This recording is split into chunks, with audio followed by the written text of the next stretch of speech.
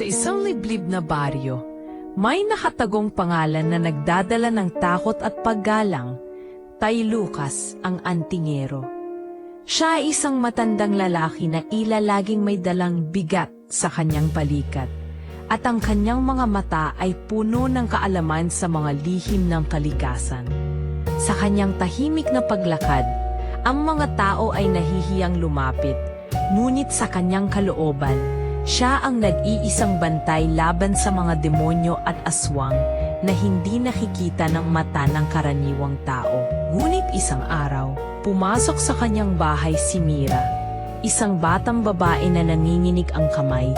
Ang mga luha ay namumugto sa kanyang mga mata. "Tay, tulungan niyo ako.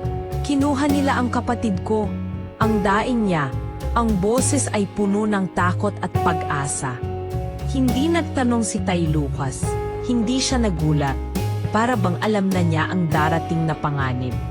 Tumango siya at binuksan ang isang lumang baul.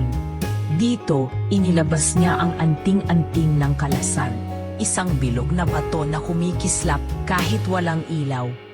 Sa kanyan mabagal at matatag na tinig, sinabi niya, "Hindi sila aswang lang, anak, may nagbabalik, at masama ang pakay niya." Habang naglalakad sila sa madilim na gubat, isang tunog ang sumingit sa kanilang daan. Nanlumo si Mira. "Tay, ano yon?" "Huwag kang lilingon," sagot ni Tay Lucas. Ang boses ay puno ng awtoridad. Isang pulang mata ang sumulpot sa dilim. Sumunod ang isa pa, hanggang sa ang buong paligid ay punong-puno ng mga matang gutom. Kumigil si Tay Lucas at dahan-dahang itinaas ang anting-anting. "Sige, lumapit kayo kung may tatampa kayo sa liwanag." Boom! Isang malakas na liwanag ang sumabog at napaatras ang mga nilalang na lumalapit. Ngunit nang makita ni Mira ang mga nilalang, natakot siya.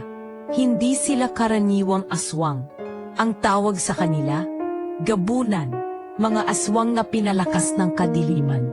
Nakarating sila sa isang kuweba na may pulang ukit na umiilaw kahit malamig ang hangin. Pagpasok nila, sumalikop sa kanila ang amoy ng lumang libing.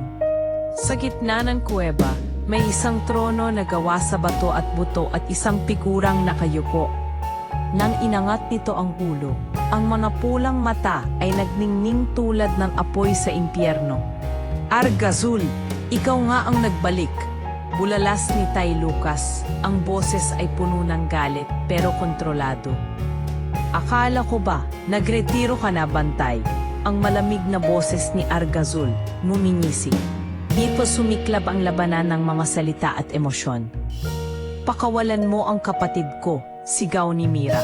Kahit nanginginig ang tuhod, tumawa si Argazul. "Hindi ko siya pakakawalan. Kailangan ko siya. Tagapagmana siya. Gagawin ko siyang isa sa amin."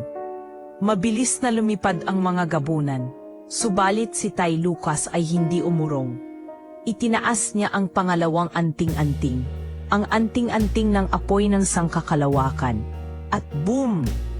Isang napakalaking apoy ang kumalat, umuga ang lupa, at umatras ang mga gabunan. Ngunit nang hina si Tay Lucas, at sa gitna ng laban, tinawag niya si Mira. "Kunin mo ang kapatid mo. Hindi ko sila kayang pigilan ng matagal." Nakita ni Mira ang kanyang kapatid na nakagapos, umiiyak sa takot. Tinakbo niya ito at hinatak ang mga lubid. "Mira, ate!" Ngunit biglang bumalik si Argazul, mas galit at mas malakas. "Wala ka ng lakas," ang boses na parang sabay-sabay na nagsasalita ng dalawang demonyo. Lumapit si Tay Lucas kay Mira at ibinigay ang huling anting-anting. "Kaya mo, anak. Yan ang itinakda para sa'yo." Lumakad siya patungo sa demonyo kahit nanginginig ang paa. "Tandaan mo, Mira, sa bawat dilim, may bagong bantay na isisilang, at dito tatapusin na kita."